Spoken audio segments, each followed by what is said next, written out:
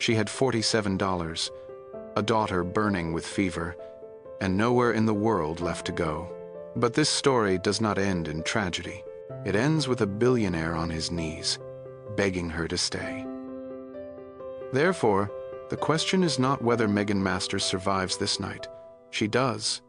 The question is what she has to sacrifice to get there, and whether the man who once watched her be destroyed can become the man who saves her.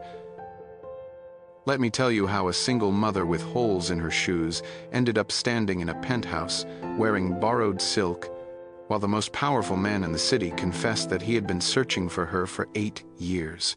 But first, you need to understand the rain. You need to understand what it feels like to hold your child against your chest while the cold seeps through your coat, to count coins in your palm and realize they are not enough, to knock on doors that do not open, to smile at your daughter and say, "We're going on an adventure," when what you mean is, "I don't know where we will sleep tonight." You need to understand rock bottom, because that is where Megan was standing when everything changed. One chance encounter, one man from her past, one secret that had been buried for 8 years, and a villain who would burn it all down before letting the truth come out. If you have ever felt invisible, this story is for you.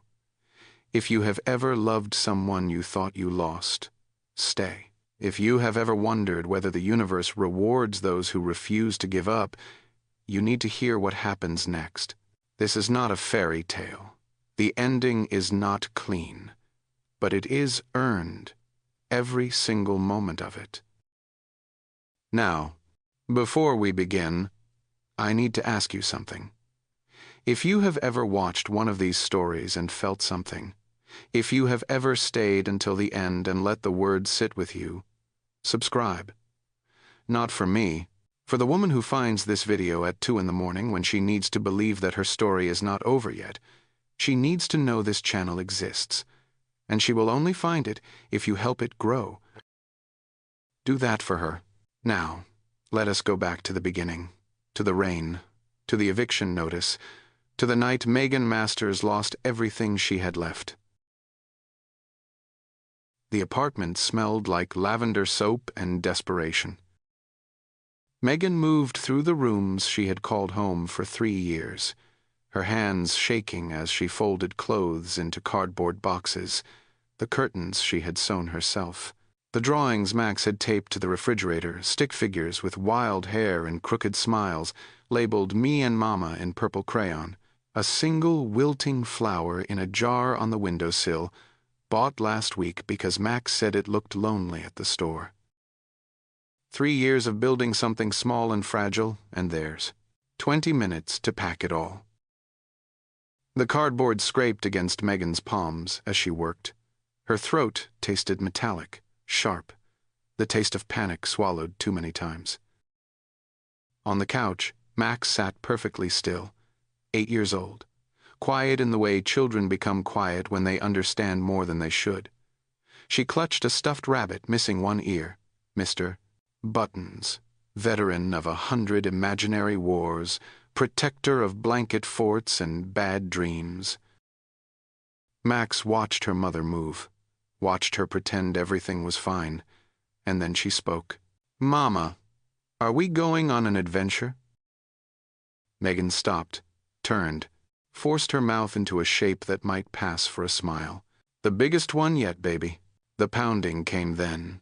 3 hard knocks against the door, not angry, worse, indifferent. Megan opened it to find the landlord, a man with soft hands and hard eyes. He did not yell, he did not threaten, he simply looked past her, as though she had already ceased to exist. 10 minutes. The locks get changed at 6. Whatever you leave behind goes in the dumpster. Please, just one more day. I can. You said that last month." He turned and walked away. His footsteps faded down the hallway. Somewhere, a television played a laugh track. Megan closed the door, pressed her forehead against the wood, breathed. 1 breath, 2, 3. Then she turned back to her daughter with that same impossible smile.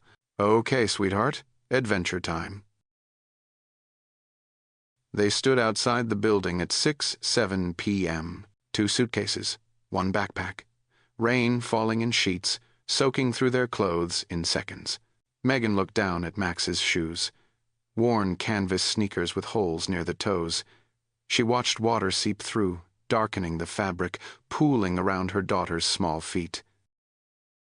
Something cracked inside her chest, a fracture she would carry for the rest of her life. "Mama, my feet are cold." "I know, baby.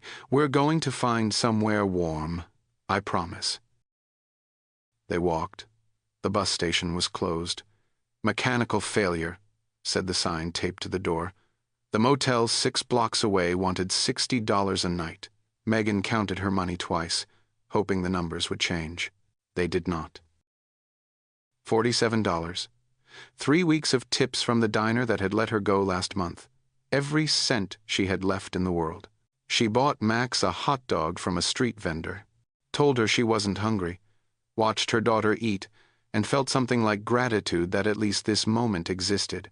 Max fed, Max chewing, Max alive. They found shelter under an awning outside a bakery that had closed hours ago. A neon sign flickered above them. Closed, closed, closed. Megan took off her coat and wrapped it around Max, leaving herself in a thin sweater that did nothing against the cold. "Mama, you'll freeze. I run hot, remember? Like a furnace. You always say I'm too warm when we cuddle." Max giggled. A small sound, a gift. Megan pulled her close and pressed her back against the cold brick wall. The rain drummed against the pavement like static, like white noise, like the sound of a world that did not care whether they survived the night. In her pocket, her fingers found a crumpled business card. She had carried it for 8 years, moved it from wallet to wallet, apartment to apartment, never looking at it, never throwing it away.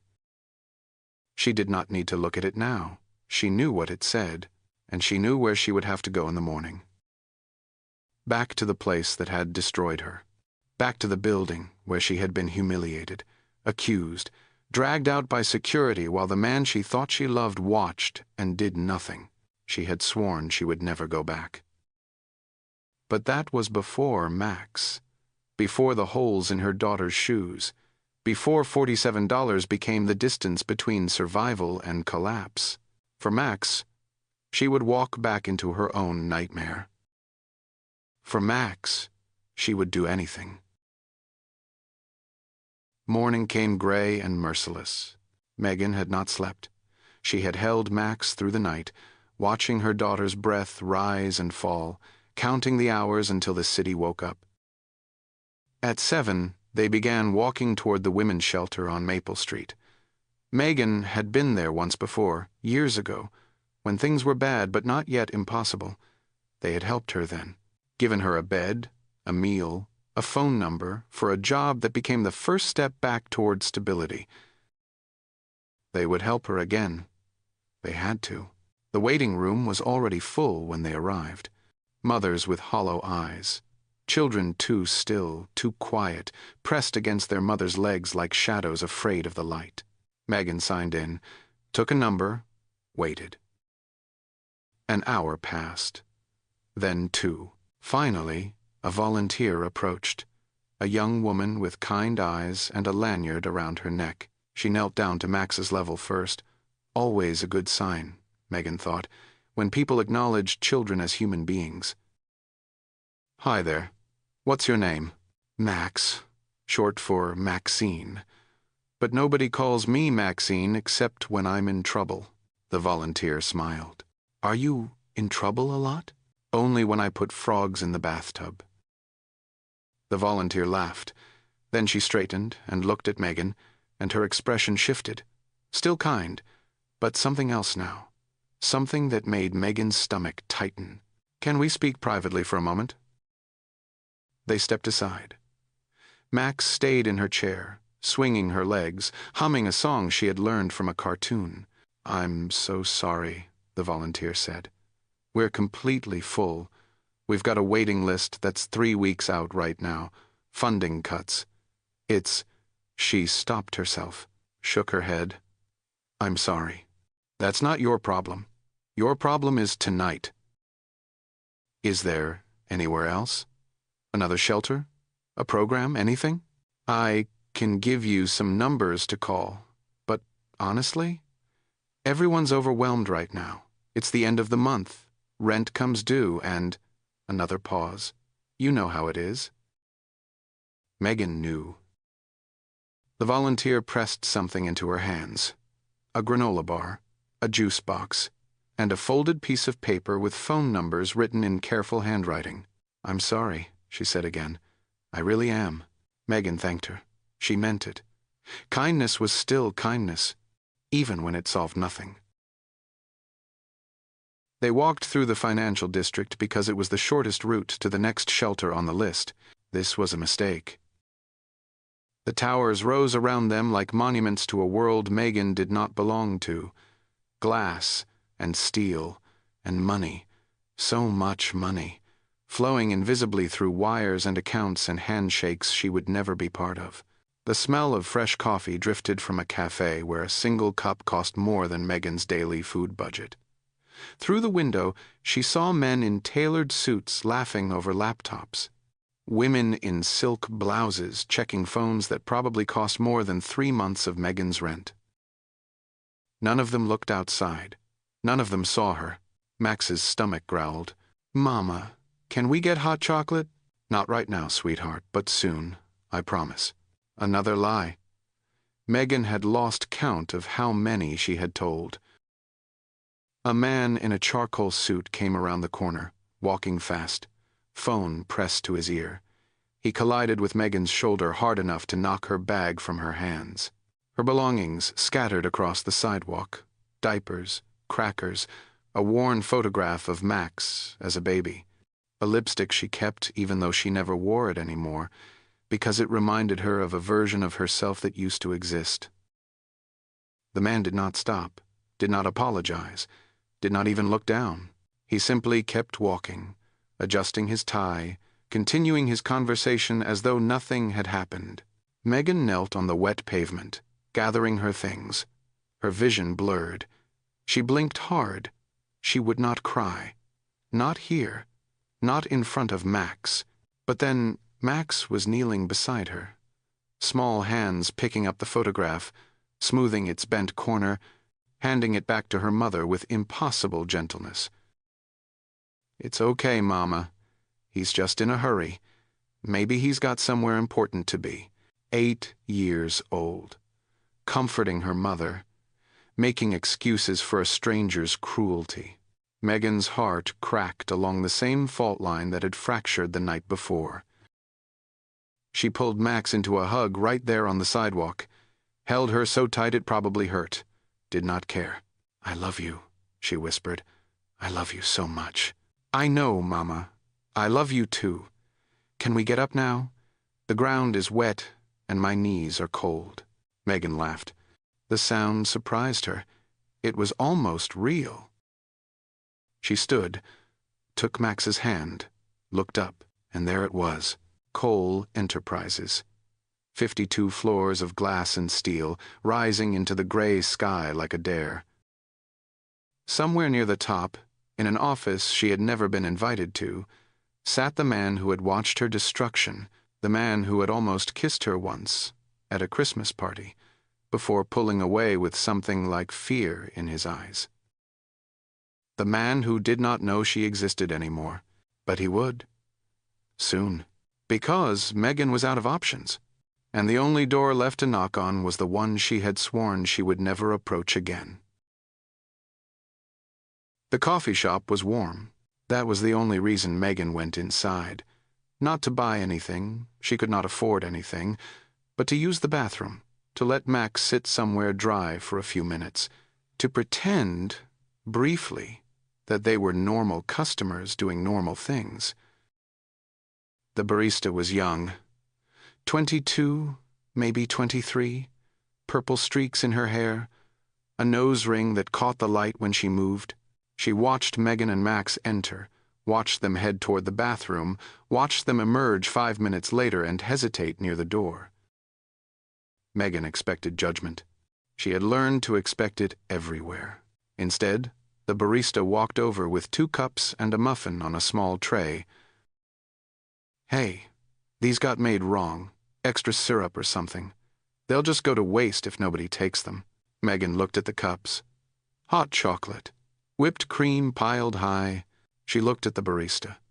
Saw the lie plainly on her face. Saw the kindness beneath it. Her pride rose up, the last thing she had left that nobody could take from her. She opened her mouth to refuse. But Max's eyes had gone wide, fixed on the whipped cream like it was magic, like it was Christmas morning. "Thank you," Megan said quietly. "Thank you so much. No worries. Stay as long as you need. The owner doesn't come in until noon." They sat by the window. Max drank her hot chocolate in small, reverent sips, making it last. She ate the muffin in tiny bites, saving half of it in a napkin for later. Megan wrapped her hands around her cup and let the warmth seep into her bones. Kindness from strangers was a peculiar wound. It reminded you that the world was not entirely cruel, which somehow made the cruelty harder to bear. This hot chocolate would not give them a home, would not pay for shoes without holes, would not undo the eviction or the job loss or the medical bills that had started the avalanche. But it gave Max a smile, and sometimes that was enough to survive one more hour. The diner had a "Help Wanted" sign in the window. Megan saw it as they left the coffee shop. Faded paper, handwritten letters, taped crookedly to the glass. The kind of sign that meant they needed someone immediately. That meant they might not ask too many questions. "Wait here for 1 second, okay? Right here by the door. I can see you through the window the whole time." Max nodded. She was already pulling out the saved muffin half, examining it like a treasure. Megan smoothed down her hair, straightened her damp clothes, walked inside. The manager was a heavy-set man with a kind face and tired eyes. He looked at her resume, printed weeks ago at a library, already wrinkled from living in her bag, and nodded along. "Experience looks good. You worked at Rosie's?" "I know Rosie. Good woman." "Yes, sir. 3 years." "Why'd you leave?" "They closed down. Rent got too high." He nodded again. Megan felt hope rising in her chest, dangerous and fragile. "All right, look, I need someone who can start tomorrow. Early shift, 6 to 2. You good with that?" "Absolutely, yes. I can be here at 5:30 if you need." He almost smiled. Then he pulled out a form. "Great. Just need some basics. Current address?" Megan's hope cracked.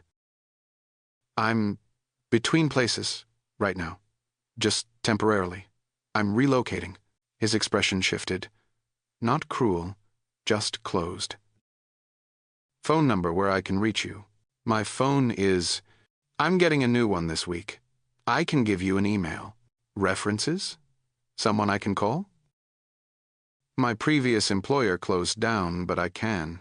He was already shaking his head, sliding the form away. "Look, I'm sorry. I need someone I can contact. Someone stable. You understand?" Megan understood. She had been on the other side of this conversation, once, had been the manager making safe choices, had never thought about what it felt like to be the one turned away. "Of course. Thank you for your time." She walked out. Max looked up from her muffin. "Did you get the job, Mama?" Megan smiled. The same smile she had worn last night. The same lie. "Not this one, sweetheart, but the next one. Definitely the next one." Max nodded, trusting completely. They walked on, and Megan felt the walls closing in, the options narrowing, the impossible becoming inevitable. She could keep pretending, keep smiling, keep telling Max that adventures were fun and the next door would open, but she knew the truth now. Felt it settling into her bones like cold water. There was only one door left, and she was going to have to knock on it. The revolving doors of Cole Enterprises spun like a threshold between worlds. Megan stepped through and felt the temperature change immediately. Climate-controlled air, the scent of fresh flowers arranged in vases that probably cost more than her monthly grocery budget, marble floors so polished she could see her own reflection, and wished she couldn't. She looked like exactly what she was, a woman who had slept under an awning, a mother running on fumes and desperation, a ghost from a past this building had long forgotten. Max held her hand tighter. "Mama? This place is fancy." "I know, sweetheart." "Are we allowed to be here?" The question cut deep. Already, her daughter was learning to ask permission to exist in spaces that weren't designed for people like them. "Yes, baby, we're allowed." Megan walked toward the reception desk. A woman sat behind it, blonde, immaculate, wearing a headset and an expression of polished indifference. Her eyes moved over Megan's wrinkled clothes, over Max's worn shoes, over the suitcases they had left near the entrance. The judgment was subtle, professional, but unmistakable. "Can I help you? I'm here to inquire about job opportunities. I was hoping to speak with someone in human resources." The receptionist's smile did not reach her eyes. "Do you have an appointment?" "No, but I'm sorry. We don't accept walk-ins. You're welcome to apply online through our careers portal." Megan felt the familiar walls rising, the polite dismissal she had encountered 100 times before, the invisible barrier between those who belonged and those who did not. "Is there anyone I could speak to? Just briefly? I have experience with this company. I worked here several years ago." The receptionist's expression flickered. Curiosity, maybe, or suspicion. She glanced at her screen. "What did you say your name was?" "Megan." "Megan Masters." The receptionist typed something, paused, typed again. "I'm not seeing any record of—" The elevator chimed, and the world stopped. Alexander Cole stepped into the lobby. Megan recognized him immediately. Of course she did. She had spent 8 years trying to forget that face, and failing every single time. He was older now, 38, though he wore it well. Tall, with dark hair touched by gray at the temples, the kind of man whose presence rearranged a room simply by entering it. People straightened when he walked past. Conversations paused, attention redirected like compass needles finding north. But Megan noticed what others might miss: the exhaustion around his eyes, the tension in his jaw, the way he held his phone like it was a burden rather than a tool. This was a man who had everything, and somehow that everything was not enough. He was speaking into the phone, distracted, moving toward the exit without seeing her. He would walk right past. He would leave. And she would remain here, invisible, dismissed, exactly as she had been 8 years ago. But then Max, curious, fearless, 8 years old, lost her grip on Mr. Buttons. The rabbit tumbled from her arms, rolled across the marble floor, landed directly in Alexander Cole's path. He stopped, looked down, and for a moment Megan watched him transform from CEO to something simpler, something human. He crouched down, picked up the rabbit carefully, as though it were fragile and important, and then he looked at the child it belonged to, and then he looked at the mother. 3 seconds. That was all it took. His expression moved through confusion, disbelief, and landed somewhere that looked almost like pain. "Megan?" Her name in his voice. After 8 years, she had imagined this moment so many times, had rehearsed what she would say, how she would be cold, distant, untouchable. Instead, she stood frozen, voiceless, terrified. "Megan Masters?" She found her words, barely.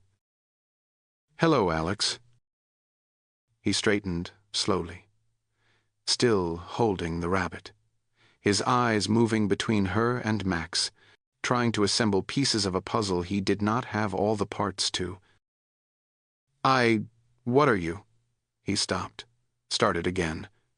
What are you doing here? Before Megan could answer, Max tugged on her sleeve. Mama, that's Mr. Buttons. That man has Mr. Buttons.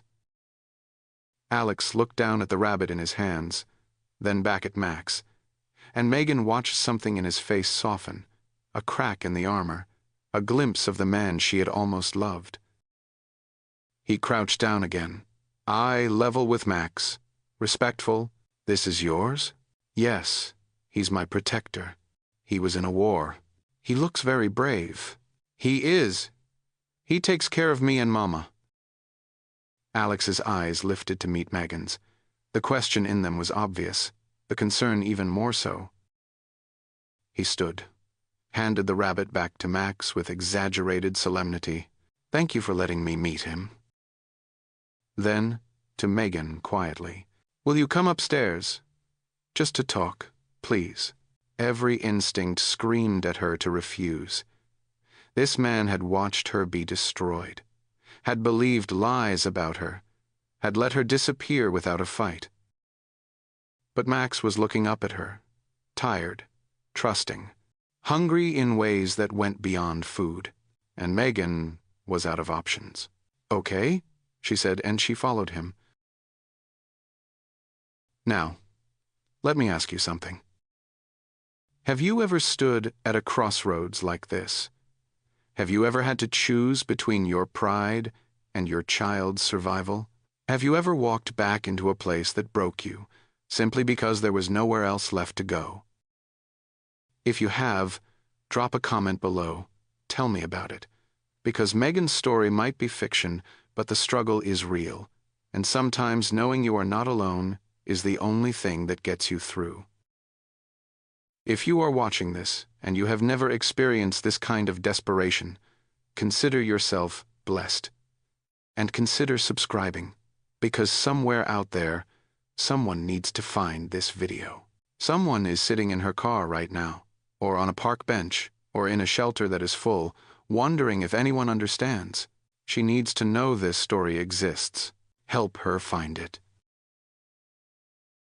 The park bench was damp, but Megan was too tired to care. Max had fallen asleep against her shoulder. Small breaths, total trust. The weight of her daughter's head was the only anchor keeping Megan from drifting away entirely. She pulled out the business card again, stared at the words she had memorized years ago. Cole Enterprises. And below it, in smaller print, the direct line for Alexander Cole, CEO, Billionaire. The man who had looked at her once like she was something rare and precious. The man who had watched security escort her from the building and said nothing. 8 years ago, Megan had been someone. Not rich, not powerful, but competent, respected. She had worked her way up from receptionist to event coordinator through sheer determination and an ability to solve problems before anyone else noticed they existed. She had loved that job, loved the challenge of making impossible events happen seamlessly, loved the late nights when the office emptied out and she could work in peace, and she had loved those nights for another reason too. Because sometimes Alexander Cole worked late, and sometimes he would wander by her desk with 2 cups of coffee and a question about her opinion on something, a venue, a vendor, a color scheme for a gala. He never needed her opinion. He had designers and consultants and entire teams for that. But he asked anyway, and he listened when she answered, looked at her like her words mattered. There had been a Christmas party. Too much champagne. A balcony overlooking the city lights. They had stood close enough that she could smell his cologne, something woodsy, expensive, unforgettable. He had leaned in, she had leaned in, and then he had pulled back, said something about it being late, walked away with an expression she could not read. 2 weeks later, she was being accused of stealing. 2 weeks after that, she was gone. She never knew what had happened, never knew why the evidence had appeared on her computer, never knew that Richard Regan, Alex's CFO, his childhood friend, the man who always smiled a little too widely, had been stealing for years and needed someone else to take the fall. All she knew was that Alex had believed it, had looked at her with disappointment instead of trust, had let her walk away without a word. That was what had broken her, truly. Not the accusation, not the humiliation, but the look on his face, the way he had turned away. She had built walls after that, thick ones, had told herself she did not need anyone, had raised Max alone, worked double shifts, asked for nothing from no one. And now those walls were crumbling. Because Max's shoes had holes, because $47 was not enough, because pride was a luxury she could no longer afford. "Excuse me." "Ma'am." Megan looked up. A police officer stood in front of the bench, young, polite, but his meaning was clear. "You can't sleep here. Park closes at dusk. We're not sleeping, just resting." He looked at Max, still unconscious, against Megan's shoulder, looked at the suitcases beside the bench, and put the pieces together. "Do you have somewhere to go tonight?" "Yes. My ride is coming. We're fine." He did not believe her. She could see it in his face, but he nodded slowly. "All right, but you'll need to move along soon." "Of course. Thank you, officer." He walked away. Megan let out a breath she did not know she had been holding. Max stirred, opened her eyes, saw the retreating officer. "Mama? Are we in trouble?" The question hit Megan like a physical blow. Are we in trouble? Her daughter, her brilliant, kind, innocent daughter, was learning to be afraid of police officers, learning to associate uniforms with danger, learning that they did not belong in public spaces, learning shame. This was what poverty did. Not just hunger and cold and exhaustion. It taught children that they were less than, that they were problems to be managed, that the world had no place for them. Megan would endure anything for herself, but watching Max learn these lessons, that was a kind of pain that reached bone, that lived in your body forever. "No, sweetheart, we're not in trouble. He was just checking on us, making sure we're okay." "Are we okay?" Megan looked at her daughter, at her trusting eyes, at her worn shoes and second-hand coat and the stuffed rabbit she still clutched like a lifeline. "We're going to be. I promise." She stood up, took Max's hand, picked up the suitcases, and started walking toward Cole Enterprises. Not for herself. She had given up on herself a long time ago. But for Max, for the chance that her daughter might sleep in a warm bed tonight, might wake up tomorrow without fear, might learn that the world could be kind after all. For Max, Megan would face Alexander Cole. For Max, she would walk back into the place that had destroyed her. For Max, she would beg if she had to.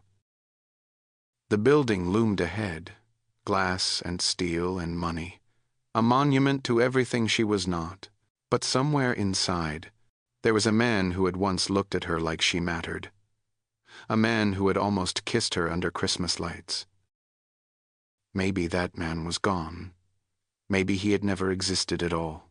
But Megan had $47 and a daughter with a fever and nowhere else to go. She climbed the steps toward the entrance and prayed to a God she was not sure she believed in that this time someone would let her in.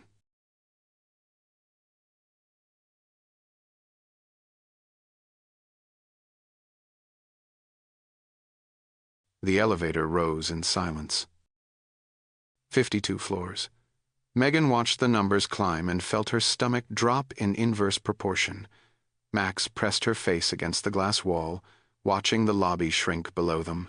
"Mama, we're so high up." "We are." "Is this where you used to work?" Megan hesitated. "A long time ago." "Did you like it?" Another hesitation. "Longer."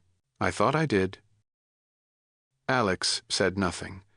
He stood with his hands clasped behind his back, watching them both with an expression Megan could not read. The elevator opened onto a hallway of hushed elegance, thick carpet, art on the walls that probably cost more than Megan's lifetime earnings, a silence that felt expensive.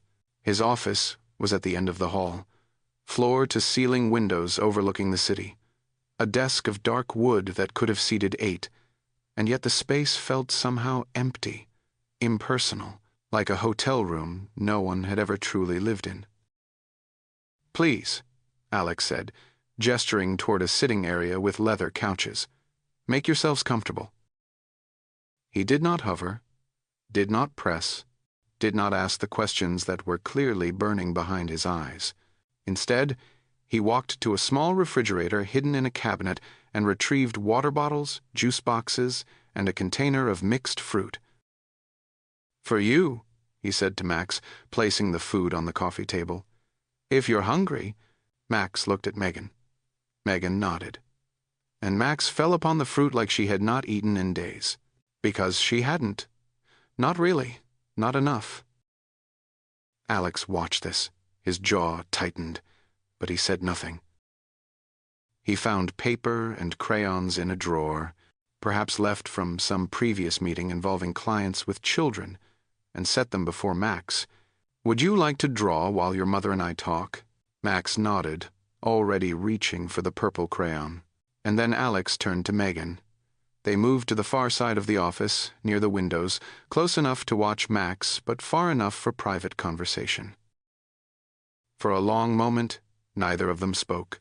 The city sprawled below them, millions of people living millions of lives, none of them aware of this moment, this reckoning. Alex broke the silence first. "I'm not going to ask what happened. Not yet. Not unless you want to tell me." Megan said nothing. Her walls were up, reinforced. "But I need you to know something." He paused, chose his words carefully. "I'm not the person who let you walk out of here 8 years ago. I didn't understand then what was happening. I've spent a long time wishing I had done things differently."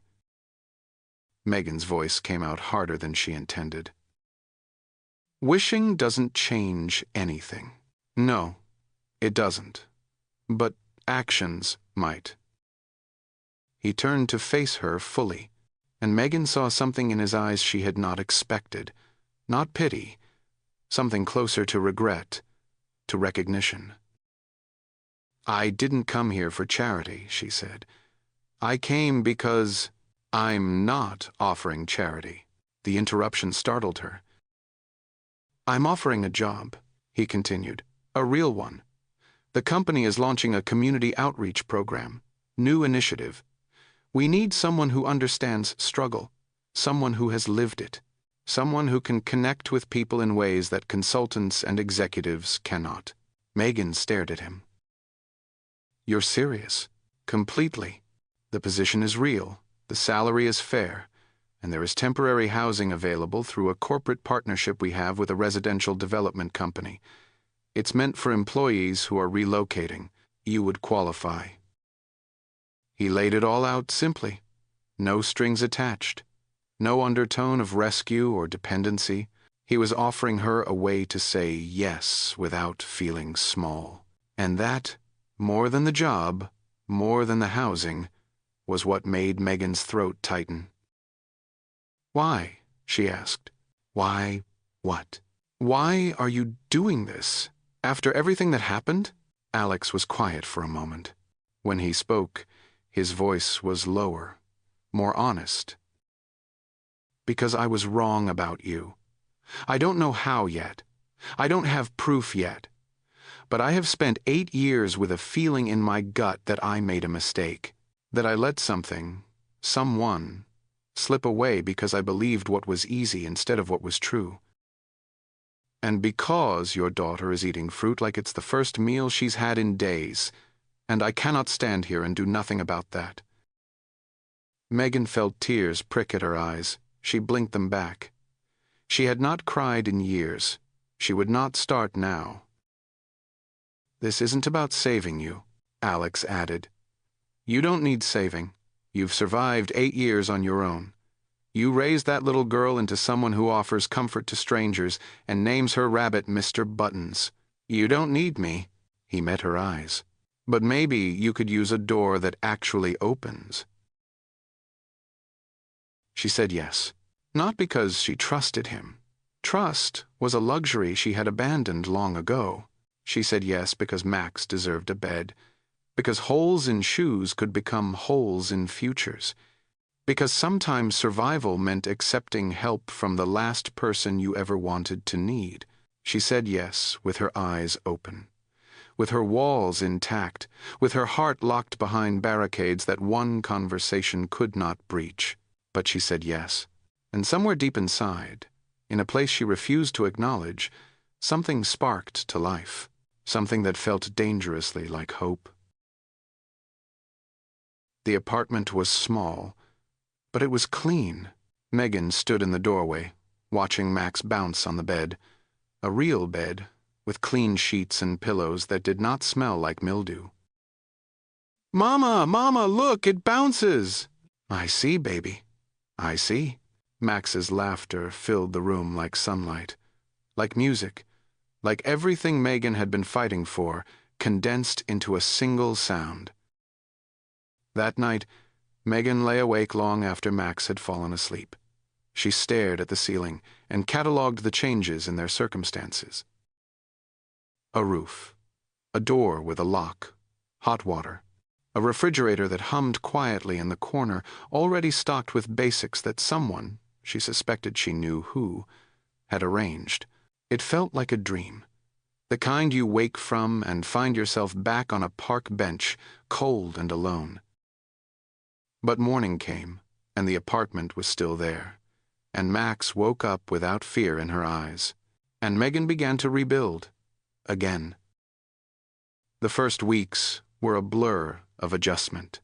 New work clothes, provided as part of the job, framed as company standards so Megan could accept them without feeling like a charity case.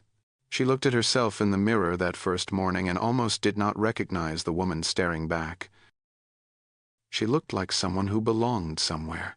The work itself was good, challenging, meaningful in ways she had not expected. She was designing programs to connect Cole Enterprises' resources with community organizations, shelters, food banks, job training centers. The very places that had turned her away were now receiving funding because of her proposals. There was poetry in that, and pain, but mostly purpose. Her co-workers were cordial, professional. One stood out. Lisa Chen, mid-30s. Warm eyes and a laugh that came easily. She appeared at Megan's desk on the second day with coffee and unsolicited advice. "Don't eat the salads from the third-floor cafeteria. Trust me. Also, if you need anything, staplers, pens, emotional support after a meeting with the board, my desk is by the window." Megan accepted the coffee, tentatively accepted the offer of friendship. Lisa talked freely. About the company, about the culture, about the man at the top. "Alex isn't like other CEOs. He actually reads the reports, all of them, and he remembers everyone's name, the janitor, the interns, everyone. It's strange." "Strange how?" "Strange in a good way. Like he actually cares what happens to people, or at least he's very good at pretending." Lisa paused. "Actually, I don't think he's pretending. I think he's just lonely." Megan filed that information away, tried not to think about it, failed. Their paths crossed inevitably. The elevator, the break room, weekly meetings where department heads presented updates. Each encounter was charged with something unspoken. History hung between them like a curtain neither dared to pull aside. They were professional, polite, careful in ways that felt almost painful. But there were moments. Megan presented her first proposal to the executive team. 10 minutes of data, projections, proposed partnerships. When she finished, she looked around the table for reactions. Most faces were neutral, calculating. But Alex was watching her, and his expression was not calculating at all. It was something closer to wonder, like he was seeing her fully for the first time, or remembering what he had seen before and realizing it had been real. "Excellent work," he said when the presentation ended. His voice was steady, professional, but his eyes lingered a moment too long. Another moment. Late evening. Megan was still at her desk, finalizing a report due the next morning. The office had emptied hours ago. She was alone, or so she thought. A coffee cup appeared at her elbow. She startled. Alex stood beside her desk, holding a second cup for himself. "You're still here," he said. "So are you. I own the building. I have an excuse." She almost smiled. Almost. "One sugar," he said, nodding toward the cup. "That's still how you take it, isn't it?" Megan stared at him. 8 years. 8 years since she had worked here. Since they had shared late nights and almost confessions, and one interrupted moment on a balcony. "You remember how I take my coffee?" His answer was quiet. Simple. Devastating. "I remember everything." The silence stretched between them, filled with questions neither would ask, filled with answers neither was ready to give. "Thank you," Megan said finally, "for the coffee." "Thank you for coming back." He walked away. Megan watched him go and felt the barricades around her heart tremble, just slightly, just enough to terrify her. I need to pause here and ask you something. Have you ever had someone remember the small things about you? The way you take your coffee, the song you hum when you're nervous, the look you get when you're pretending to be fine? Have you ever been seen like that? Truly seen? If you have, you know how rare it is, how precious. And if you haven't, keep watching. Because Megan is about to learn what it feels like to be remembered, and that lesson will change everything. If this story is touching something in you, do me a favor. Drop a heart in the comments. Let me know you're still here. Let me know you're invested. Because we're just getting started, and what comes next will test everything Megan has built. Before we continue, I need you to do something for me.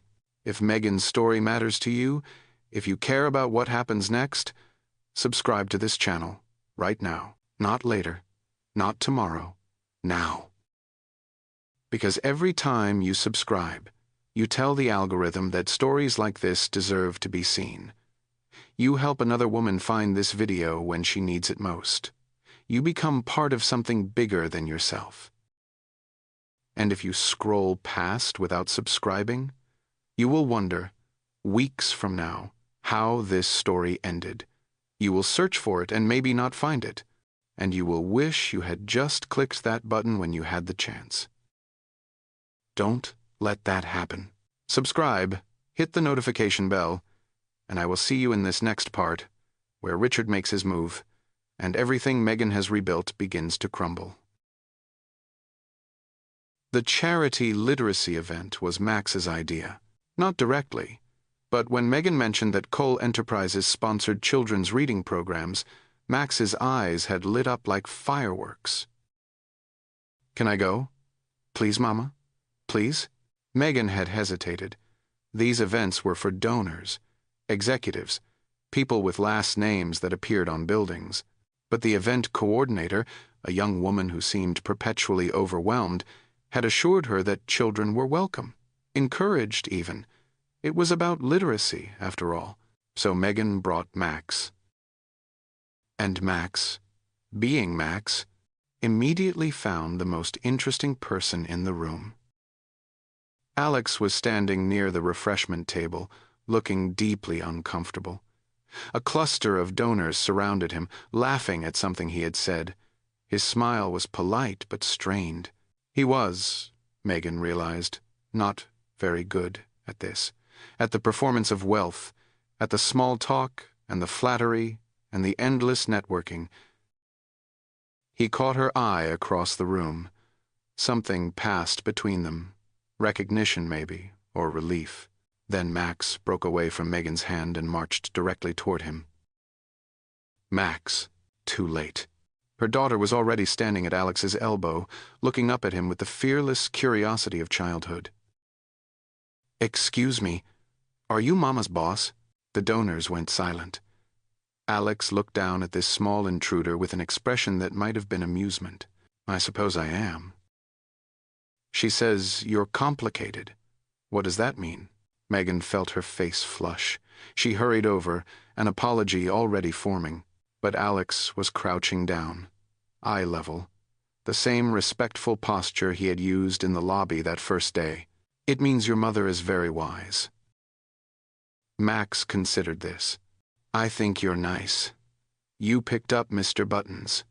Mean people don't pick up bunnies." "That's very logical. I know. I'm smart. Mama says I get it from her." Alex laughed, a real laugh, unrehearsed. The donors exchanged glances. They had clearly never heard that sound before. "I believe it," Alex said. "Your mother is one of the smartest people I've ever known." Max beamed. Then she noticed the puzzle table nearby. "Will you help me? That one has 1,000 pieces.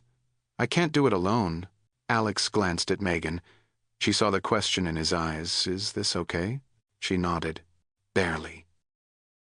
And for the next 40 minutes, she watched Alexander Cole, billionaire, CEO, one of the most powerful men in the city, sit cross-legged on the floor with her daughter, sorting puzzle pieces by color and debating the strategic importance of starting with edges versus middle sections. Max was in heaven. She talked constantly, explaining her theories about puzzle solving, sharing facts about rabbits she had learned from library books, asking Alex questions with the relentless curiosity that only children possess. Alex answered every one, patiently, thoughtfully, like Max's questions mattered, like she mattered. At one point, he produced a coin from behind Max's ear. Her shriek of delight echoed through the room. "Magic. Mama, he knows magic." "It's just a trick," Alex said, but he was smiling, a real smile, the kind that reached his eyes. Megan watched them, and felt something crack open in her chest. This was what Max had been missing. Not a father. Megan had made peace with that absence long ago. But this, an adult who knelt down to her level, who listened, who made her feel seen. It was such a simple thing, and so terribly rare. Later, as the event wound down, Megan found herself standing near the windows. The city lights glittered below like fallen stars. Alex appeared beside her. Close, but not too close. "She's remarkable," he said. "Your daughter. She gets it from her father." Alex's expression flickered. "I'm joking," Megan added quickly. "He was not remarkable in any way." "What happened, if you don't mind me asking?" Megan was quiet for a moment. Then, "He left. The day I told him I was pregnant, said he wasn't ready. I haven't heard from him since." "I'm sorry." "Don't be. Max is the best thing that ever happened to me. Everything else, the struggle, the jobs, the evictions, I would do it all again. Every single moment, because it gave me her." Alex was watching her, that same look from the meeting room, like he was seeing her, all of her.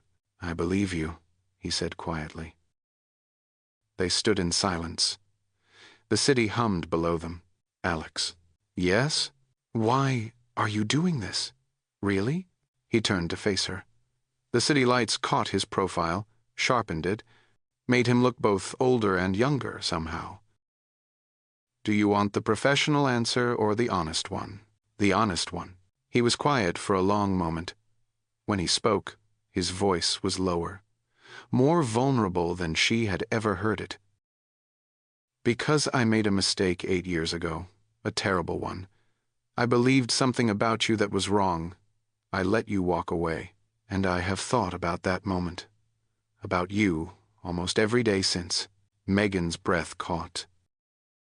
"I'm not telling you this to make you uncomfortable," he continued, "and I'm not expecting anything in return. But you asked for honesty, so here it is." He met her eyes. "I have spent 8 years wondering what would have happened if I had fought for you, if I had trusted what I felt instead of what I was told, and now you're back, and I don't want to make the same mistake twice." Megan did not know what to say. Her heart was hammering, her walls were crumbling, and she was terrified. "I don't trust easily," she managed. "I know. I don't trust at all anymore. I know that too. So what happens now?" Alex was quiet. Then, "Now, nothing changes. You do your job. I do mine. Max comes to charity events and destroys me at puzzles. We take it slow as you need." "I'm not going anywhere, Megan. And I'm not asking you to go anywhere either. I'm just asking you to leave the door open. Just a crack. Just enough to see if maybe, we could become something. Someday." Megan felt the tears building again. She blinked them back, swallowed hard. "I can do a crack," she whispered. He smiled. That real smile, the one that reached his eyes. "That's enough. That's more than enough." Below them, the city continued its endless motion, people rushing, lives unfolding, a million stories happening simultaneously. But in this moment, there were only 2 people standing at a window, and one small girl who had fallen asleep on a couch nearby, puzzle pieces still clutched in her hand. Love does not arrive with thunder.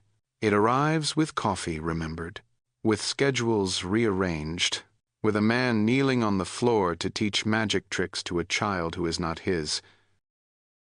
It arrives so quietly that by the time you notice, it has already taken root, and roots, once planted, are very difficult to kill.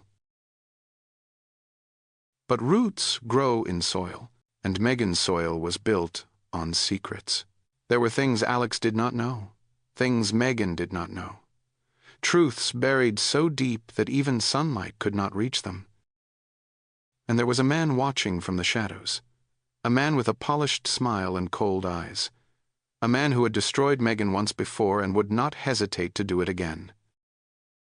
Richard Regan had seen them together at the Gala, had watched Alex laugh with Max, had noticed the way Alex looked at Megan, and he had begun to plan. Because if the truth came out, if anyone discovered what he had done 8 years ago, Richard would lose everything. His reputation, his company, his freedom. He could not allow that. He would not allow that.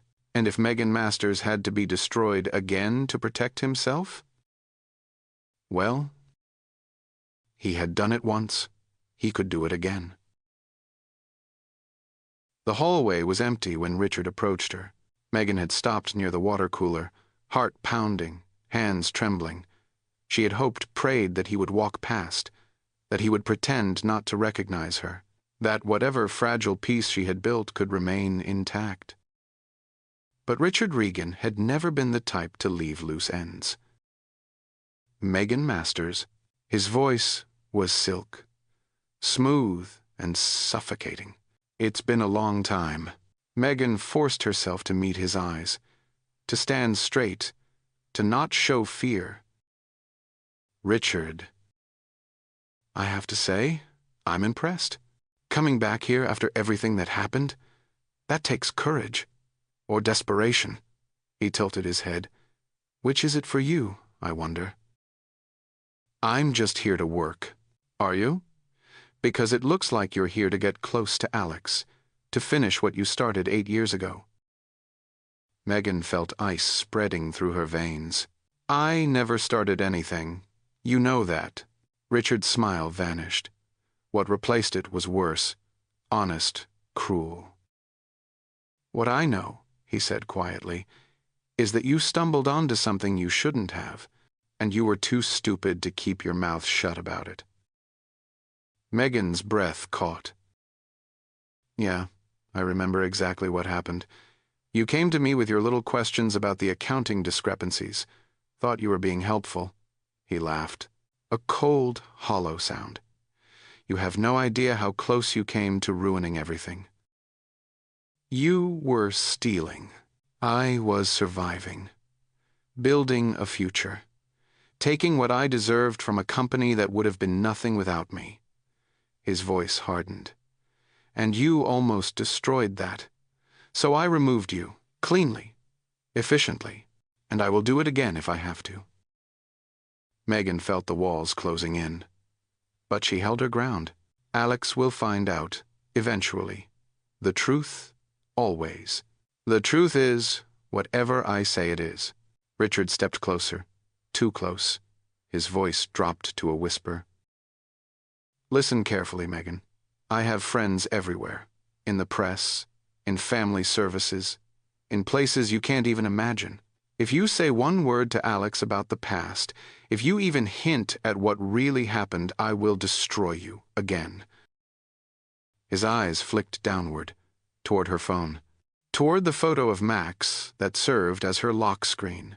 "And this time, I won't just take your job. I'll take your daughter." The world stopped. Megan's blood turned to ice water. "You! I can make you look like an unfit mother. A con artist. A woman who seduced a billionaire for money and is too unstable to raise a child. I have people who will testify to whatever I need them to say. And by the time you prove otherwise, if you ever prove otherwise, Max will be in the system. Foster care, group homes, the places where children disappear." Megan could not breathe, could not think, could not do anything except stare at this monster in a beautiful suit who was threatening to take the only thing that mattered. "What do you want?" Richard smiled. That charming, terrible smile. "I want you gone. Resign quietly. Leave the city. Never contact Alex again. In exchange, I'll leave you and your daughter alone." "And if I refuse? Then I will rain fire on everything you love, and I will enjoy doing it." He straightened his tie, adjusted his cufflinks, became, once again, the polished businessman that everyone admired. "You have 1 week, Megan. Make the right choice." He walked away. His footsteps echoed down the hallway. And Megan stood frozen, the world crumbling around her like paper in a flame. Now I need you to imagine something. Imagine you are Megan. Imagine you have finally found stability after years of struggle. Your daughter is happy. You have a job. You have hope. And then someone threatens to take all of it away. Not because of anything you did wrong, but because you were inconvenient, because you knew too much, because a powerful man decided you were a problem to be eliminated. What would you do? Would you fight, even knowing you might lose? Would you run, even knowing it means giving up everything? Or would you sacrifice yourself to save the people you love? That is the question Megan is facing right now. And the answer will break your heart. Drop a comment below. Tell me what you would do in her position. I want to know, because this moment, this impossible choice, is the moment that defines who Megan really is. And it's coming. Megan went through the motions for the rest of the day. She attended meetings, answered emails, smiled at coworkers who had no idea that her entire world had just collapsed. Max was waiting for her at the after-school program when she arrived, bouncing, happy, completely unaware. "Mama, guess what? I got a gold star on my reading test. Mrs. Patterson said I'm the best reader in the class. That's amazing, sweetheart." Megan pulled her daughter into a hug, held her too tight, breathed in the scent of her hair. That familiar mix of shampoo and childhood and everything worth fighting for. Max squirmed. "Mama, you're squishing me." "Sorry. I just love you so much." "I know. I love you too. Can we get pizza?" They got pizza. Megan watched Max eat and chatter about her day, about her friends, about the book she was reading, about dragons who went to school. And all the while, Richard's words echoed in her mind. "I'll take your daughter." Foster care, group homes, the places where children disappear. Megan knew those places. She had almost ended up in them herself, as a teenager, when her own mother's addiction had spiraled out of control. She knew what happened to children who entered the system. The lucky ones found families, the unlucky ones. She would not let that happen to Max. She would die first. That night, after Max was asleep, Megan sat alone in the dark. The apartment was quiet. The city hummed outside the window, and Megan faced the truth she had been avoiding all day. She had no proof of what Richard had done. It was her word against his. An ex-employee who had been fired for theft against a successful businessman with powerful connections. Even if she told Alex everything, even if he believed her, and that was not guaranteed, Richard would retaliate. He had made that clear, and his retaliation would target Max. Megan could survive anything. She had proven that. Evictions, hunger, humiliation. She could take it all. But she could not survive watching her daughter be taken from her, which left only one option. She would do what Richard demanded.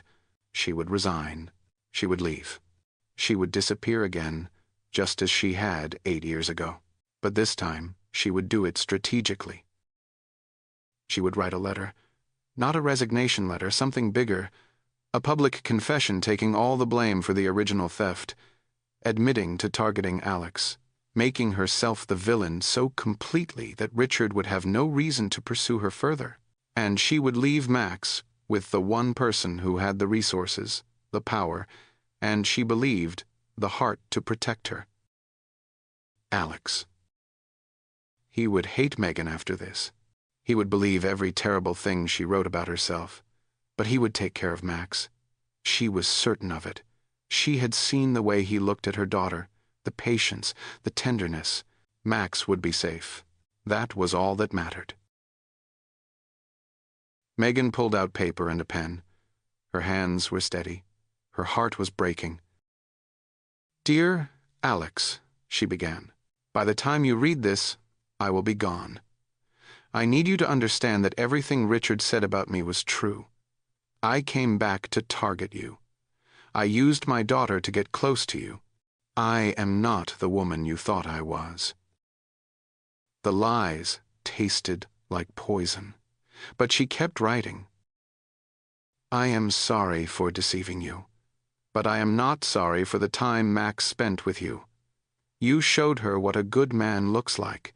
Please don't let her forget that." Tears fell onto the paper. Megan did not wipe them away. "I have one request. Please look after Max until permanent arrangements can be made. I know I have no right to ask this of you, but you are the only person I trust to keep her safe. She is the best thing I ever did. Please tell her I love her. Every day. Please make sure she knows." Megan signed the letter, sealed it in an envelope, wrote Alex on the front. Then she wrote a second letter, shorter, harder. "My dearest Max, Mama has to go away for a while.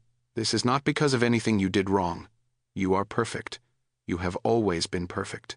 This is because sometimes grown-ups have to make hard choices to protect the people they love. I love you more than stars love the sky, more than flowers love the sun, more than anything in this whole wide world. Be brave, be kind, read lots of books, take care of Mr. Buttons. And remember, no matter where I am, no matter what happens, you are my greatest adventure. Love, forever. Mama. She sealed this letter, too, placed both envelopes on the kitchen counter. Then she began to pack. I need to stop here, because if you are watching this, if you have made it this far, I need you to understand something. Megan is about to make the greatest sacrifice a mother can make. She is about to give up her child to protect her. She is about to become the villain of her own story so that the people she loves can survive. That is not weakness. That is love in its most brutal, beautiful form. And if you have ever loved someone enough to let them go, if you have ever chosen their safety over your own happiness, then you know exactly what Megan is feeling right now. This is the moment, the breaking point, the crucible. What happens next will determine everything. But before we continue, I need you to do something. If you are still here, if this story has touched you, if you want to see how it ends, subscribe right now. Because there are people who need this story, people who are facing their own impossible choices tonight, people who need to know that sacrifice is not the end, that sometimes when you are willing to give up everything, the universe gives you something back. Help them find this video. Subscribe, comment, share. And stay with me, because what happens next will change everything. The Cole Enterprises annual charity gala was the social event of the season. Crystal chandeliers, string quartets, champagne that cost more per bottle than Megan used to make in a week. The city's elite gathered in their finest, dripping with diamonds and deals and the casual arrogance of people who had never known want. Megan attended because she had to. The community outreach program was being featured. She was expected to be there, smiling, networking, representing the work she would abandon in 3 days. She wore a borrowed dress, midnight blue. Simple, but elegant. Lisa had helped her find it, had insisted on doing her hair, her makeup, had told her she looked absolutely stunning, and if Alex's jaw doesn't hit the floor, he's blind. Megan had smiled, had thanked her, had not mentioned that this was goodbye. Max was at home with a babysitter, a kind woman from the building whom Megan trusted. It was better this way. Megan needed to get through this night without breaking, and she could not do that with Max's eyes on her. The gala was 2 hours old when Alex found her. She was standing near the windows, watching the city lights, holding a glass of champagne she had not touched. He appeared beside her, wearing a tuxedo that fit him like it had been designed specifically for his body, which it probably had. His hair was slightly disheveled, his eyes were tired but warm. "You look beautiful," he said. Megan's heart clenched. Tomorrow he would hate her. Tomorrow he would read her letter and believe every lie. Tomorrow whatever fragile thing had been growing between them would die. But tonight she could have this. One last moment. "Thank you. You clean up well yourself." He smiled. That real smile. The one she had learned to watch for. "Dance with me." She should have said no. Every instinct screamed that this was a mistake, that getting closer would only make leaving harder. But she could not refuse him. Not tonight. Not when this was all she would have left. "Okay." They moved to the dance floor. His hand found the small of her back. Hers rested on his shoulder. They swayed together to a song Megan would remember for the rest of her life. "I've been thinking," Alex said quietly. "About what?" "About us. About what this is. About what it could be." Megan's throat tightened. "Alex, I know we said slow. I know you have walls. I respect that." He paused. "But I need you to know that I'm not going anywhere. Whatever this becomes, whatever you're willing to give, I will be here, waiting, for as long as it takes." The tears came before she could stop them. She blinked them back, but he noticed. Of course he noticed. "Megan? What's wrong?" "Nothing. Nothing. She took a breath, steadied herself. "I just don't deserve you. That's all." His hand tightened on her back. His voice dropped lower. "You deserve everything. Everything good in this world. And I intend to spend a very long time proving that to you." She looked up at him. At this man who was kind and patient and stubborn, who remembered how she took her coffee, who sat on floors to do puzzles with children, who looked at her like she was something precious. And she knew, with absolute certainty, that she was in love with him. That was why she had to leave, because loving him meant protecting him. And protecting him meant disappearing before Richard could burn everything down. "Alex," the microphone screeched. Everyone turned toward the stage. Richard Regan stood at the podium. He was not on the program. Megan knew. She had reviewed the schedule herself. But there he was, confident as ever, smiling that charming smile as he adjusted the microphone. "Good evening, everyone. For those who don't know me, I'm Richard Regan, former CFO of Cole Enterprises, Alex's oldest friend." Polite applause. Alex frowned. His hand dropped from Megan's back. "I hope you'll forgive me for interrupting. I just felt compelled to share something, a bit of history that I think the people in this room deserve to know." Megan's blood turned to ice. "No, not here. Not like this." She looked for an exit. The room was too crowded. She would have to push through hundreds of people, and by then, 8 years ago, Richard continued, this company faced a crisis. A trusted employee was discovered to have been stealing from us, falsifying records, betraying the very organization that had given her everything. The crowd murmured. Phones appeared. This was becoming content. That employee was quietly let go. The matter was handled internally, and we moved on. Richard paused. His eyes found Megan across the room.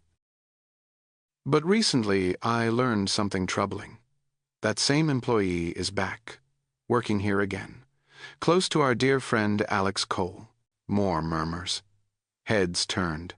Someone pointed. Megan felt the room's attention land on her like a physical weight. "Her name is Megan Masters, and I think the people in this room, the investors, the board members, the donors, deserve to know exactly who is managing your community programs." A screen descended behind him. Images appeared. The fabricated evidence from 8 years ago, falsified documents with her name, headlines that had never been published but looked authentic, photos of her leaving the building in disgrace. Corporate theft, fraud, and now, apparently, a second chance. Richard's voice dripped with false concern. "I don't know what story she told Alex to get back in, but I think we all need to ask. Is this really the kind of person we want representing Cole Enterprises?" The room erupted in whispers. Cameras flashed. The weight of public judgment crashed down on Megan like a tidal wave. She could not breathe, could not move, could not do anything except stand there as her entire world collapsed again. The faces around her blurred. The whispers became a roar. Her vision narrowed to a single point of light, growing smaller and smaller as the darkness closed in. This was it. The end. Everything she had built destroyed in an instant. And this time, there was no rebuilding. No second chance. No hope. And then, a hand took hers. Warm, strong, steady. Alex stepped forward, stood beside her, faced the crowd. And instead of distancing himself, instead of protecting his reputation, he turned to look at her with an expression she could not name. And he held on. We are at the breaking point. Megan is standing in front of 500 people who think she is a criminal. Her darkest moment has become public spectacle, and the man she loves is holding her hand. What happens next will determine everything. Will Alex believe the lies? Will Megan sacrifice herself? Will Richard win? The final part is coming, and I promise you, it is worth the wait. But I need you to do something first. If you have made it this far, if you care about Megan and Max and Alex, drop a comment right now. Tell me you're still watching. Tell me you want to see how this ends. Because every comment tells the algorithm that this story matters. Every comment helps someone else find this video when they need it most. Be that person. Be the reason someone else discovers this story tonight. Comment, subscribe, and stay with me. The reckoning is here. 500 people held their breath. The gala had become a courtroom. Richard stood at the podium like a prosecutor who had already won. The screens behind him displayed evidence that looked damning and irrefutable. The whispers had become a low, constant hum of judgment. And in the center of it all, Megan stood frozen, her hand in Alex's, her heart in pieces. She waited for him to let go. She waited for him to step away, to distance himself, to protect his company and his reputation from the wreckage of her name. That was what any reasonable man would do. That was what she would have done in his position. But Alex Cole did not let go.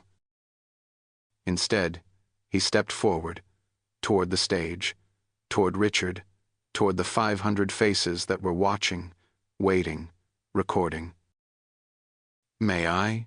he said, gesturing toward the microphone. Richard's smile flickered. He had not expected this. He had expected Alex to remain silent, to let Megan twist in the wind, to distance himself from the scandal and deal with her privately later. But Alex was already climbing the steps to the stage.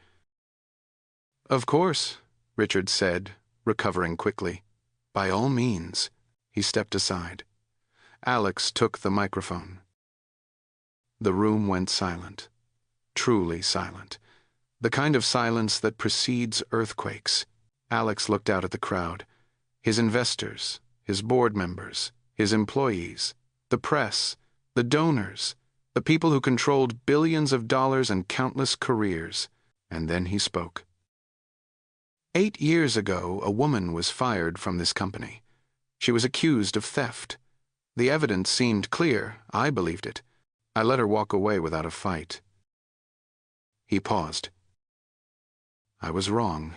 The murmurs returned, louder now, confused.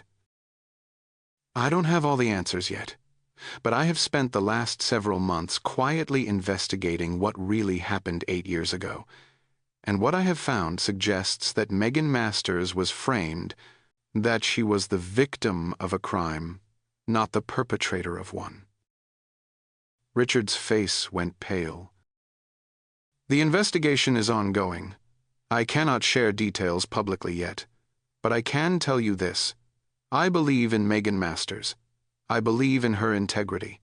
I believe in her character, and I will not stand here and watch her be destroyed by accusations I no longer trust. He turned to look at Richard, old friend. The words hung in the air, heavy with meaning, heavy with accusation. Richard's smile was gone now. His mask was cracking. Beneath it, something ugly stirred. Alex, he said, his voice still smooth but strained, you're embarrassing yourself. This woman has manipulated you. She's using her daughter to get close to you. Can't you see what she's doing? What I see, Alex replied calmly, is a man who is very eager to destroy someone who might know something he doesn't want known. The room gasped. The implication was clear. Richard's composure shattered. This is absurd. I was the one who discovered the theft. I was the one who protected this company. Then you have nothing to worry about, Alex interrupted. The investigation will clear your name, won't it? Silence. Richard opened his mouth, closed it, opened it again. No words came. Alex turned back to the crowd. "Ladies and gentlemen, I apologize for the disruption to this evening's event. Please, enjoy the rest of the gala. There will be no further commentary on this matter until the investigation is complete." He stepped down from the stage, walked back to Megan, took her hand again, and led her out of the ballroom.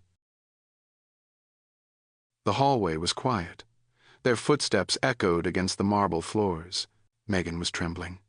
She could not stop. The adrenaline, the fear, the shock of what had just happened, it was all crashing through her at once. Alex guided her to a small alcove, private, away from the chaos they had left behind.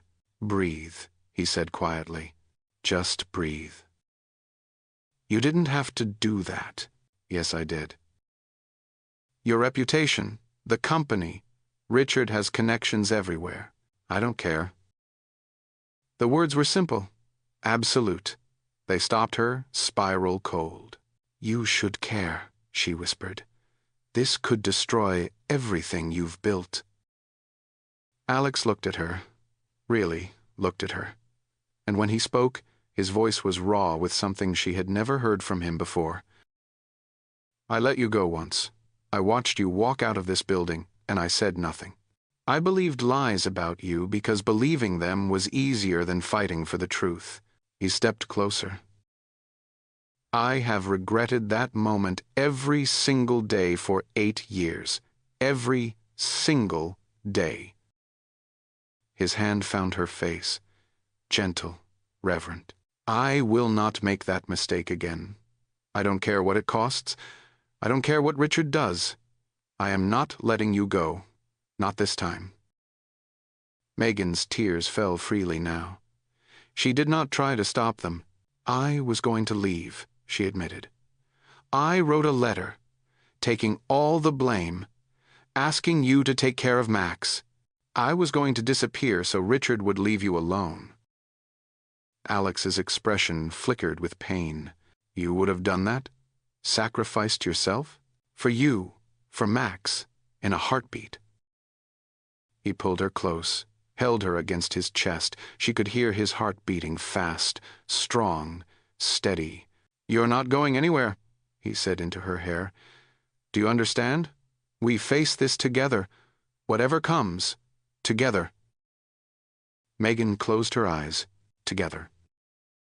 She had forgotten what that word felt like. I need to pause here, because this moment, this choice Alex made, is the heart of this entire story. He could have protected himself. He could have believed the lies. He could have let Megan take the fall and walked away with his reputation intact. But he didn't. He chose her. Publicly, irrevocably, at great personal cost. That is what love looks like.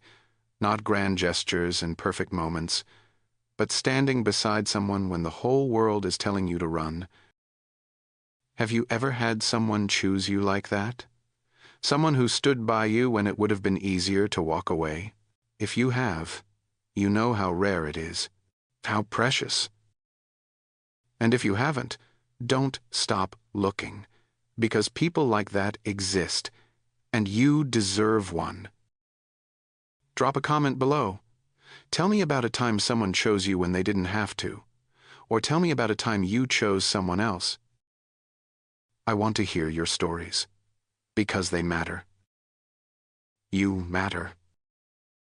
Now, let's finish this. 3 o'clock in the morning. Megan sat in Alex's private office. The city slept below them. The gala had ended hours ago, the guests dispersing in a flurry of whispers and speculation. Richard had disappeared. His phone was going straight to voicemail. His hotel room was empty. But Alex was not worried about Richard running, not anymore. Because on the desk between them sat a folder, thick, heavy, devastating. "My team has been working on this for months," Alex explained. "Ever since you came back, I needed to know the truth. Not for the company, for myself." He opened the folder. Inside, financial records spanning 7 years, bank statements from offshore accounts, emails between Richard and a former assistant who had finally agreed to cooperate, transfer logs that traced stolen funds through a maze of shell companies. And, at the bottom of the stack, the original files that had been planted on Megan's computer, complete with metadata showing they had been created on Richard's machine and transferred remotely. "It's all here," Alex said. "Everything. Richard was embezzling for years, millions of dollars. And when you noticed the discrepancies, he panicked. He framed you to save himself." Megan stared at the documents. 8 years of her life had been destroyed by these papers. Her reputation, her career, her faith in herself, and now, finally, the truth was in front of her. "Why didn't this come out before?" she asked quietly. "Someone must have noticed." Richard was careful. He covered his tracks well, and after you left, there was no reason to dig deeper. Everyone believed the case was closed. Alex's voice dropped. "I believed it was closed. I should have questioned it. I should have trusted you instead of trusting him. You couldn't have known. I could have fought for you. I could have asked questions. I could have done anything except stand there and watch you leave." The pain in his voice was real. Megan heard 8 years of regret in every word. "You were his friend," she said gently. "He was your family. How could you have imagined he would do something like this? That's not an excuse." "Maybe not, but it's human." They sat in silence for a long moment, the weight of history pressing down on them, the weight of truth finally setting them free. "What happens now?" Megan asked. Alex closed the folder. "Now we go to the authorities. Richard will be arrested. The press release goes out in the morning. The narrative will change. Your name will be cleared publicly and completely." He looked at her. "It won't undo what happened. I know that. But it's a start." Megan nodded slowly. Then, "There's something I need to tell you." "What?" She took a breath. This was the moment. The last wall. The final truth. Max, her father, the man who left when I got pregnant, he didn't just leave because he wasn't ready. He left because I was already in love with someone else. I didn't realize it at the time. I didn't admit it to myself. But I was comparing him to you. Every moment. Every conversation. He knew he couldn't compete with a ghost. Alex went very still. "I never stopped thinking about you," Megan continued. "That almost kiss at the Christmas party, the way you looked at me, the way you made me feel like I mattered. When everything fell apart, that was what broke me the most. Not the accusation, not the humiliation, losing you." She met his eyes. "I've been in love with you for 8 years. I just didn't have the courage to say it, until now." The office was silent.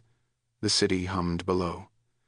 And Alex looked at her with an expression that was equal parts wonder and pain. "Megan, you don't have to say anything. I just needed you to know. Whatever happens next, I needed—" He kissed her. Not gentle, not hesitant. A kiss that was 8 years in the making. A kiss that said everything words could not. When they finally pulled apart, Megan was crying again. But this time, the tears were different. Lighter. Cleaner. "I have been in love with you since the first day you argued with me about centerpiece arrangements," Alex said. "You told me my taste was aggressively beige. I knew right then that I was in trouble." Megan laughed. A real laugh. The first one in what felt like forever. "Your taste was aggressively beige. It still is. That's why I need you." He pulled her close again, held her like she was precious, like she was home. "Stay," he whispered.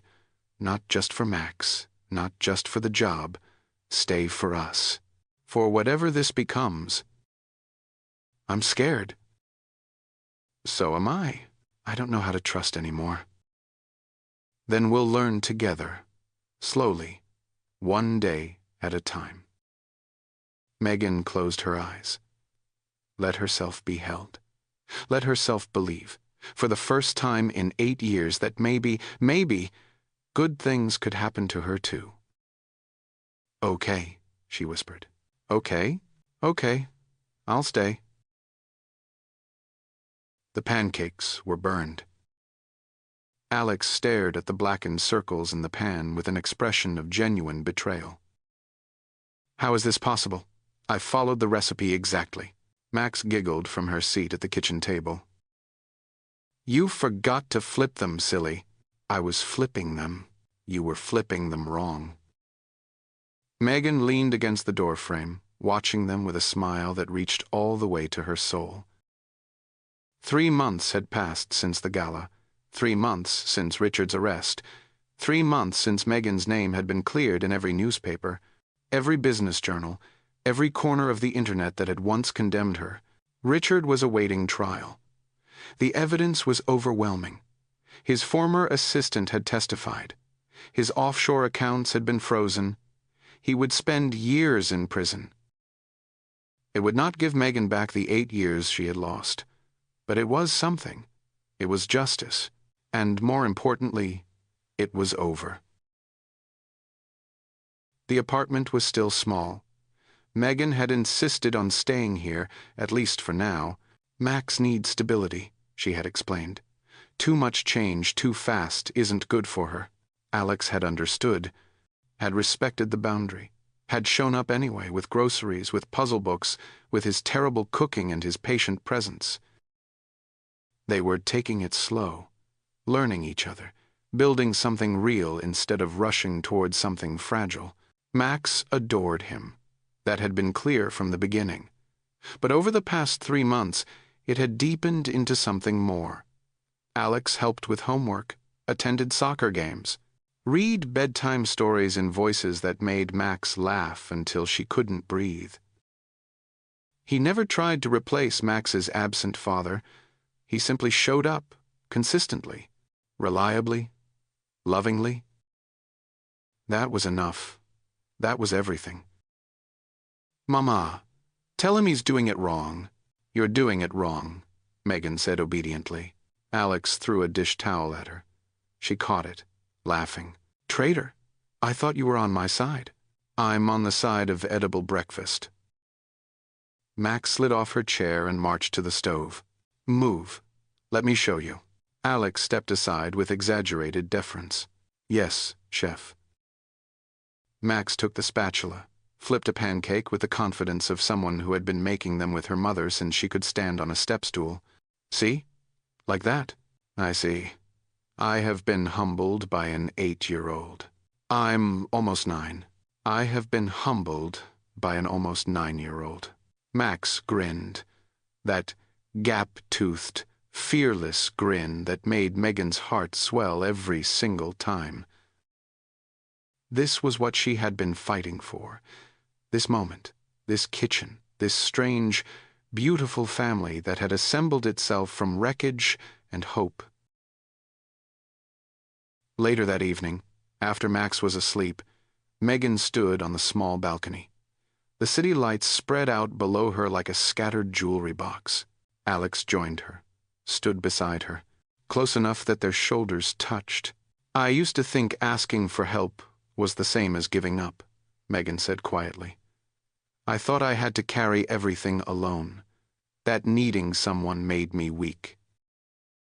And now, she looked at him, at this man who had believed in her when no one else did, who had fought for her when it would have been easier to walk away, who had knelt on kitchen floors and burned pancakes and showed up again and again without being asked. Now I think maybe strength is knowing when to let someone carry it with you. Alex took her hand, laced his fingers through hers. I'm not going anywhere, he said. I know. Whatever comes next, good days, bad days, burned pancakes, We face it together. Together, she repeated. The word felt different now, fuller, safer. Below them, the city continued its endless motion. Millions of lives, millions of stories. And here, on this small balcony, two people who had almost lost each other, twice, stood side by side. Not because fate had brought them together, but because they had chosen each other, despite everything, because of everything. Megan Masters was not saved by a billionaire. She was seen by one, respected by one, loved by one, and in the end, that made all the difference. Her story did not end with a grand gesture or a perfect resolution. It ended with a hand held in the dark, with pancakes burned on a Sunday morning, with a little girl who no longer feared the world because her mother had shown her that the world could be kind. Sometimes, the greatest love stories are not about finding someone who completes you. They are about finding someone who stands beside you while you complete yourself. And for Megan, for Max, for Alex, that was more than enough. It was everything. You made it.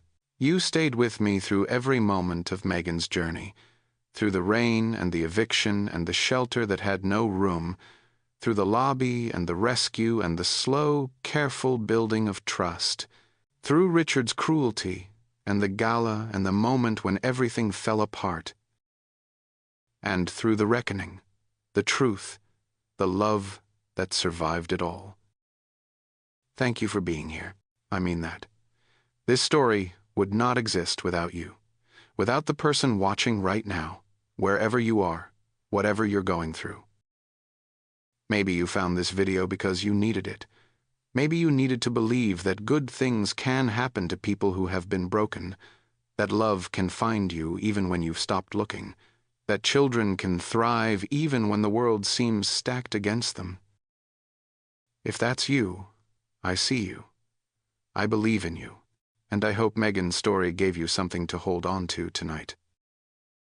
Now I need to ask you one final thing. If this story touched you, if you felt something while listening, share it. Send it to someone who needs to hear it. Post it on your social media. Tell one person that this channel exists, because somewhere out there, someone is sitting alone in the dark. Someone is counting coins that don't add up. Someone is wondering if their story will ever get better. They need to find this video. You can be the reason they do. Subscribe, comment, share, and come back for the next story. Because there are more stories to tell, more Megans, more Alexes, more impossible love that somehow, against all odds, finds a way. This is Obsidian Romance, and I will see you next time.